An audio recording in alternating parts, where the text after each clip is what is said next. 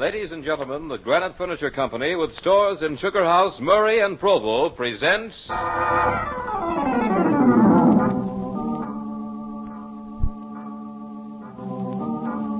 Hall of Fantasy.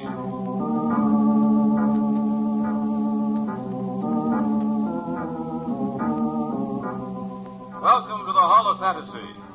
Welcome to the series of radio dramas dedicated to the supernatural, the unusual, and the unknown. Come with me, my friends. We shall descend to the world of the unknown and forbidden, down to the depths where the veil of time is lifted, and the supernatural reigns as king. Come with me and listen to the tale of The Mark of Shame.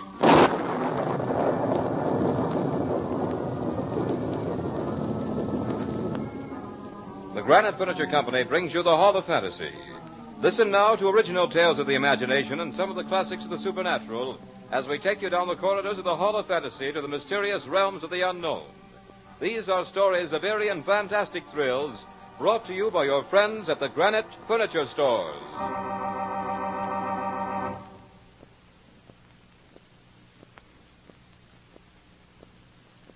And now for tonight's story, an adaptation by Robert Olson entitled The Mark of Shame.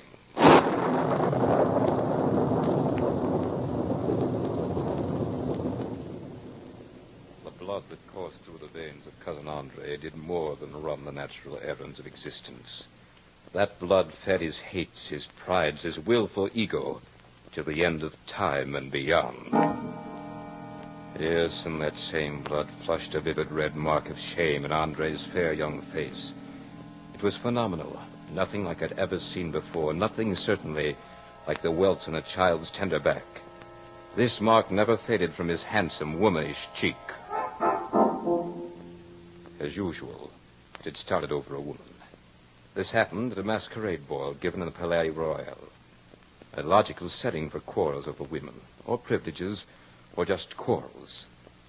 It was a gay affair.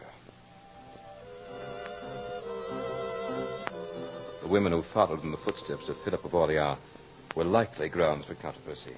One could hardly refer to their love as steadfast, for their favors swung from one brightly caped courtier to the other, from a fallen sword to a victorious one, with the swiftness of death itself. But such were our times, and in this colorful gathering, it was not difficult to recognize the predominant shade as a blood red. No need to mention the woman's name. Makes no difference anyway. She was not the issue. The issue was that Andre de Brissac, darling of the court, had been shamed, and I had dealt the smarting blow. I remember that moment with amazing detail. It was as if everything in that ballroom had suddenly been caught in startling paralysis of time, poised between one tick of the clock and another, one heartbeat and the next. Even the note of the music hung suspended, undecided whether to fly out the rich windows or fall in splendor like a Christmas ornament. I remember the dancers caught midway in a step, their faces turned toward me, the frozen gasp of the woman in question, sound that seemed barely to clear her lips, and paused in the awful highlight of that instant. And in Andre's eyes, poised the sharp, tempered steel of hatred and humiliation. Then, as if some unseen conductor waved the baton, the room was once more animated. The clock completed its tick, the heart its beat, and the note its soaring flight. The hatred of Andre de Brissac flushed from the eye to the heart to the brain, thence to the voice that made it live in my memory forever. But the most amazing phenomena occurred a moment later, while he still stared at me. For to Andre, there came a crimson blush of shame, clearly outlined by the very form of my hand, in the exact spot where it had landed a flashing, stinging slap. So it was that on that dim August dawn, Andre and I crossed to one of the bridges that led to the ground beyond the church of Saint-Germain-des-Prés to fight a duel over a beautiful viper of the court of Philip of Orleans. Andre stood there opposite me with his two young friends at his side. They were all scoundrels, including my cousin, sorry to say. They seemed eager for this sport.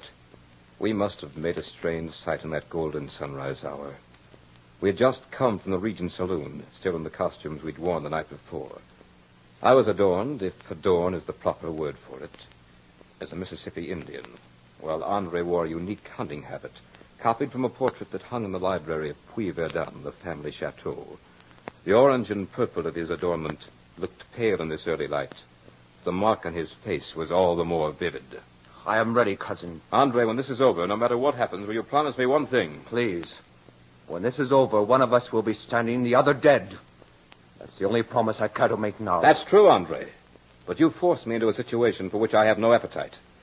I'm a soldier, Andre. It is my business to cut down my enemy. Now, I'm the better swordsman. That's why we must talk now or not at all. Then if you don't mind, cousin, we'll make it not at all. As for your being a better swordsman, you'll do me the honor of proving your skill. Your curly locks have sabotaged your good judgment, sir. The captivating ladies of the court shall miss their nimble-tongued darling. Oh, but they shan't miss his boorish cousin. Enough of this. On guard. On guard, cousin. You stand well, my merry fellow of fortune. But I could teach you much. Conserve your breath, cousin. Ah, your beautiful face, Andre. Your parry was poor. I saw it tipped with crimson. Your lovely powder bear would swoon to see that. It goes ill for you, I fear. You glowed over a scratch. Andre was really quite skillful, but not skillful enough. My contention that the court's fencing master could never compare to the art of learn or die brutality of battle proved correct. I mortally wounded Andre, and instantly I was mortally sorry.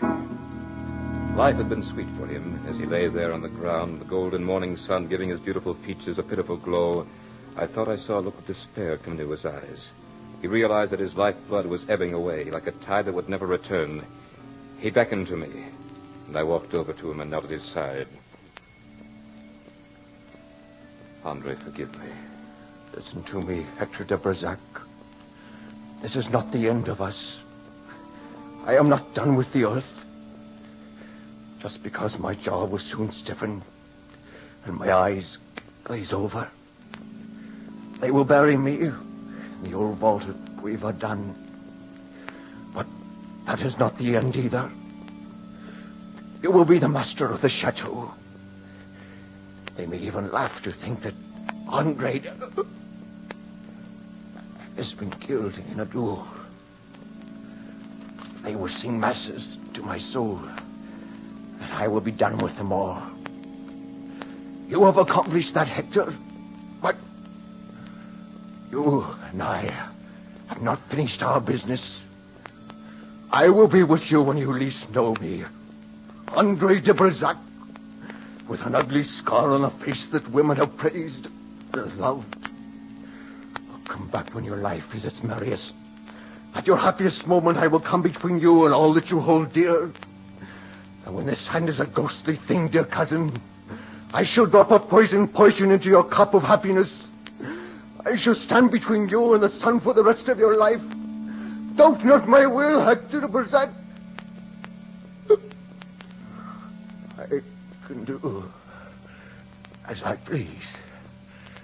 And it pleases me to haunt you when I am dead. I did not doubt the iron will of Andre. As he lay his head back on the dewy earth, never to lift it again, the chill breath of early morning touched me with inexpressible loneliness. I looked at him as he lay in his fresh one world of sleep. How fragile he seemed, built only for lace cuffs and bright buckles. I could see why he had been such a favorite. I could almost, even now, catch the fiery twinkle of those clear eyes. And no one who knew the short manhood of my cousin could deny the great force of his tempestuous nature. No, I looked down upon that young face which I had marked so foully, and was sorry for what I had done, truly sorry. As for the curse, I took no heed of the blasphemous threats. I was a soldier. I had seen many men die for my own sword. Andre had done me a cruel wrong. I couldn't have forgiven it. Men had died cursing me before. Men who had loved life as rapturously as Andre. One more curse was... Well, one more curse. I put it out of my mind. A very foolish thing to do. Andre's death had made me rich, but I found no pleasure in the wealth. This chateau, which had rung so with the raucous laughter of Andre's friends, became quiet and lonely. None of the servants showed me the slightest sign of friendliness. Even in the village, the children would shrink from me as I rode through. That's why I was so happy when the servant announced that Monsieur le Directeur was waiting to see me.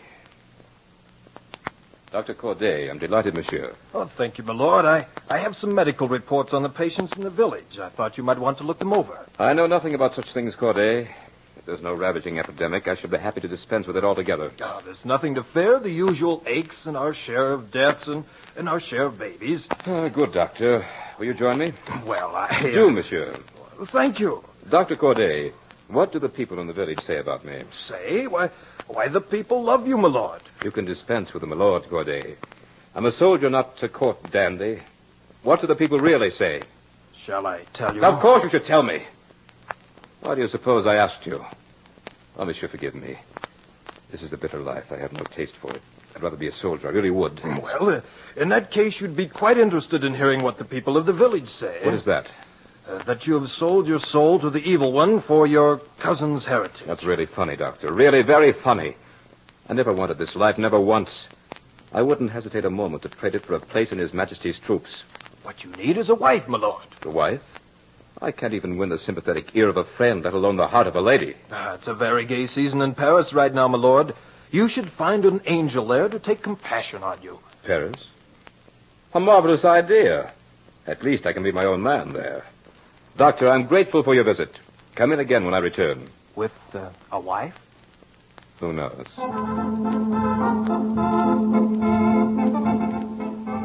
In Paris, I ran into an old comrade, a sulky, sour old captain of dragoons. Many times he'd aired his displeasures to me. He told me a great many things about himself. But one thing he should have talked about, he never even mentioned. That was that he had a perfect sunbeam for a daughter. That her name was... Can you hear the music as I say it? Eveline. Eveline Le Calais. Eveline, I've been a fool. Is it wise to tell me, monsieur? Wise or not, I must. Eveline, I've been a soldier all my life. I know little about what pleases a lady. When I take your hand, I'm filled with the fear that you will not feel as I do, that there's someone else. There is no one, monsieur. Thank heaven. Eveline, I've wasted the best years of my youth worshipping a wicked woman who cheated me and finally made a fool of me. She was the fool, monsieur. Bless you for saying that, Eveline. Well, you must know what I'm trying to say. I'm told women do know. I love you, Eveline. I want you to go back to Puy-Verdun with me. Oh, monsieur. As my wife. Will you? You will have to speak to my father. Forgive me, but I already have. Oh, you are a soldier, monsieur. But what is your answer, Eveline? I will marry you. Oh, Eveline, my adorable one. This is... Yes, go on. Is anything the matter? No. No, of course not. This is the happiest moment of my life.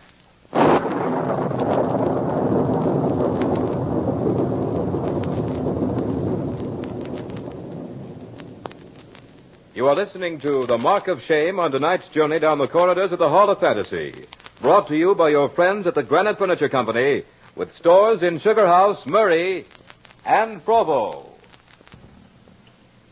And now, back to tonight's story, The Mark of Shame. Puy-Verdun was not the sordid, lonely place I had left.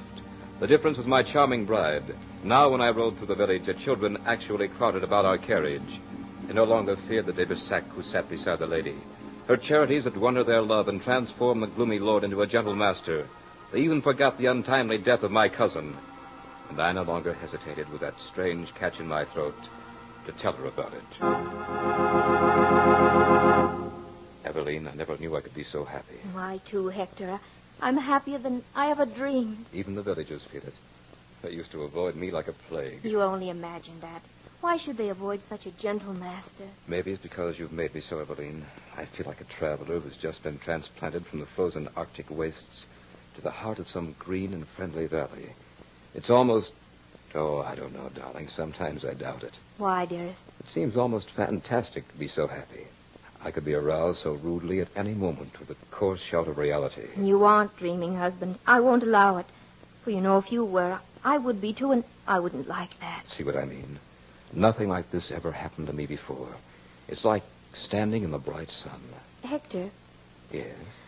Who's the lord of the chateau nearest to this? What? Who is he, Hector? Darling, don't you realize that this is the only chateau within 40 miles? That's strange. Why? Because I saw him again yesterday. Him? Whom did you see? I don't know now. Suppose you tell me about it. Well, in my walks about the park and woods in the past month, I keep meeting a man who appears to be of a noble rank. Of noble rank? Are you sure you don't mean a peasant? No. His dress and his bearing was that of a nobleman. I couldn't have mistaken that. I imagined that he must occupy some chateau near Puy-Verdun. That's not possible, Eveline. We're in the heart of a desolate region. No, that couldn't be possible. Well, come here a moment. Yes, monsieur? See the picture there on the wall? This one, monsieur? No, the one next to it. That's right. I want you to... Yes, monsieur? I want a curtain hung over that picture as soon as possible. Understand? Oui, monsieur. Good. Now bring some tea to your lady's drawing room. In spite of myself, I was disturbed by Eveline's visitant. That night I asked her more about it. Eveline, this man you say you saw... Say I saw. I did, in fact, I do see him. How often? Every day. Every day where? Sometimes in the park and sometimes in the wood.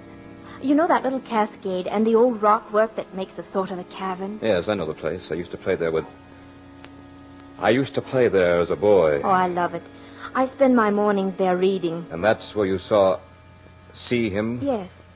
Has he ever had the courage to address you? Never. I look up from my book and he'll be standing there very quietly, watching me.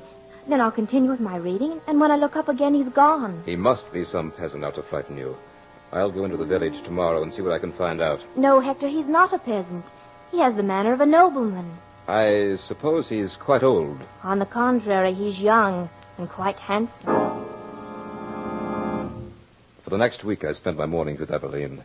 We took many casual rambles into the woods and park, but we saw no one but a few peasants or occasionally a member of our own chateau.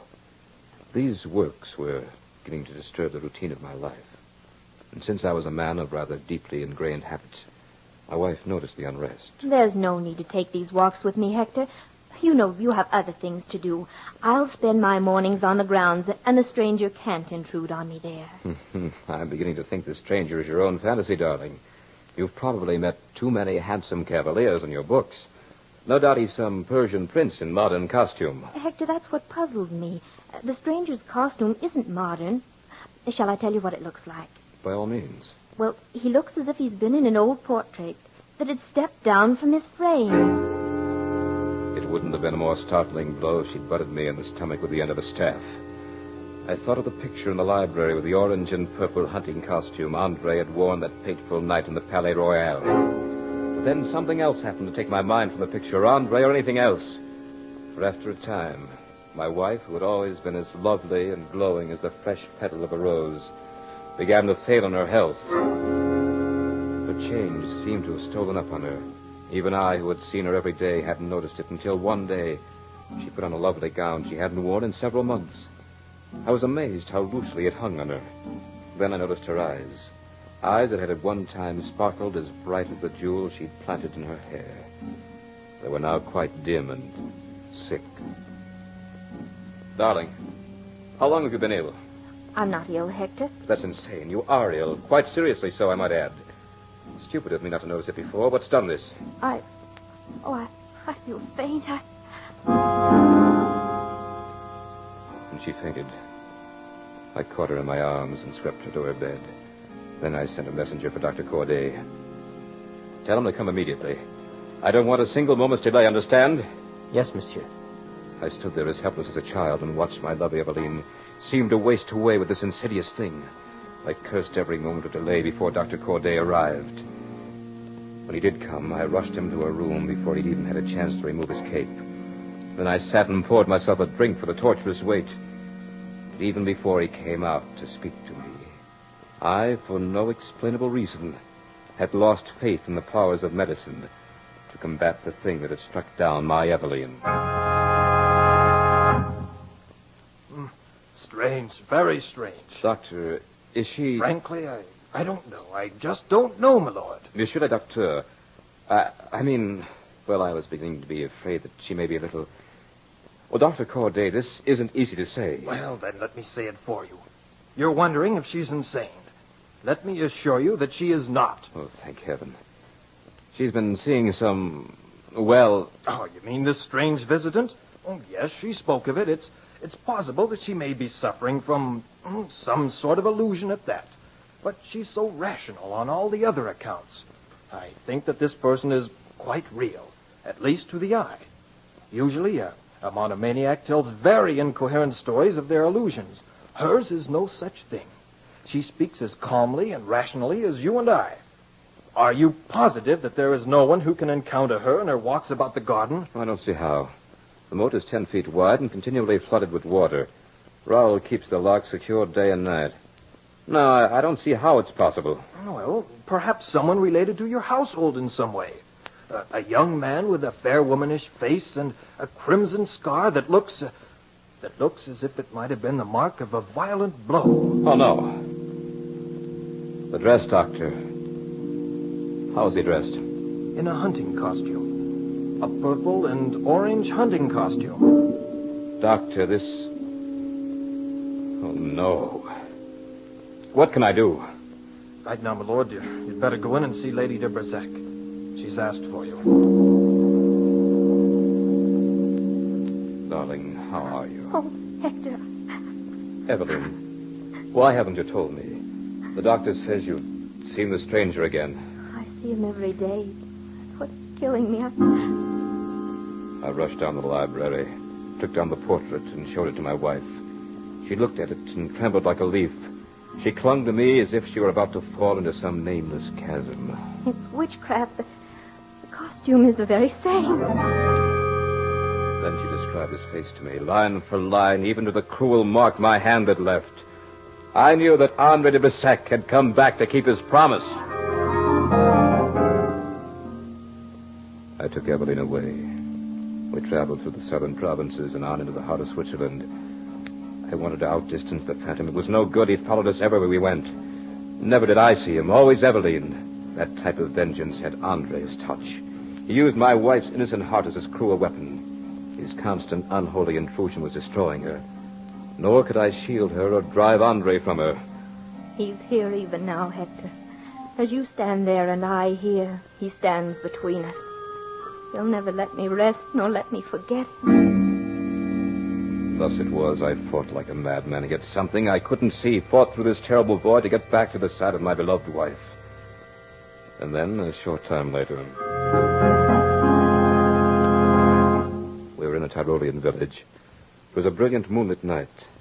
I was about to speak a word of encouragement to Evelyn when she spoke.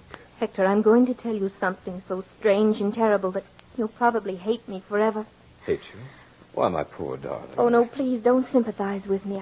I won't be able to tell you, and I must tell you, I must. Darling, you're just tired. What you need is some rest. Hector, I'm dying. No. No, Evelyn, you're not. Yes, I know it. That's why I must say what I have to say. I won't listen. You must listen. At first, when I began to see the stranger in the park, I shrank from him. He seemed terrible to me.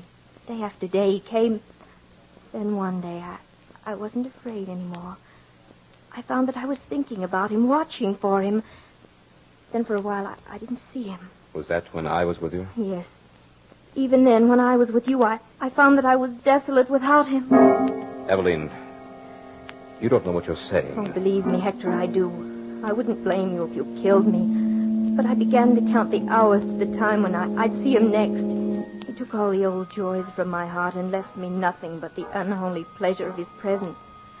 Now, Hector, curse me, kill me, anything. Only know this. Whatever it was, witchcraft, the imperfections of my heart, I don't know. I only know I fought against it and couldn't win.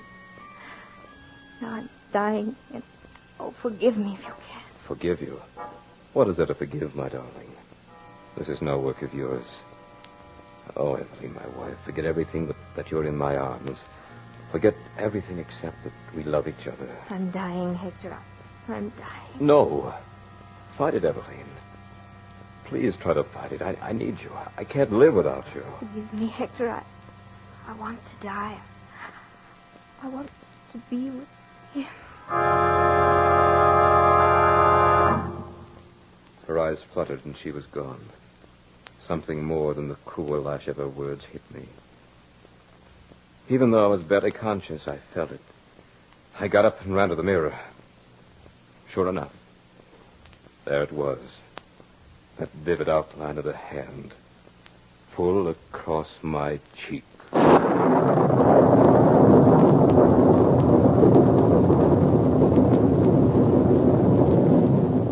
runs the tale of The Mark of Shame.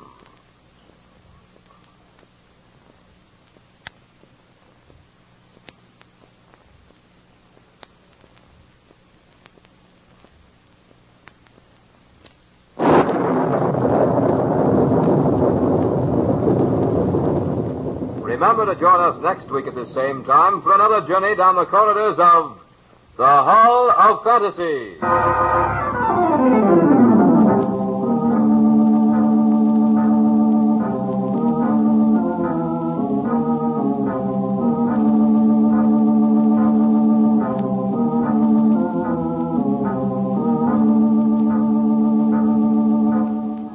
Tonight's program was adapted from Miss Braddon's story, Eveline's Visitant, by Robert Olson. Heard tonight were Richard Thorne as Hector, Beth Calder as Eveline, Archie Hughley as Andre, Ken Jensen as Dr. Corday, and Michael Orogo as Rowell.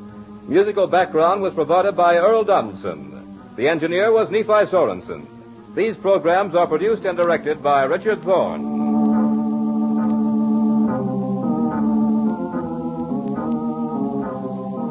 Remember, be with us again next Sunday night on Call at 9:30 when the Granite Furniture Stores in Sugar House, Murray, and Provo will take you on another journey down the corridors of the Hall of Fantasy.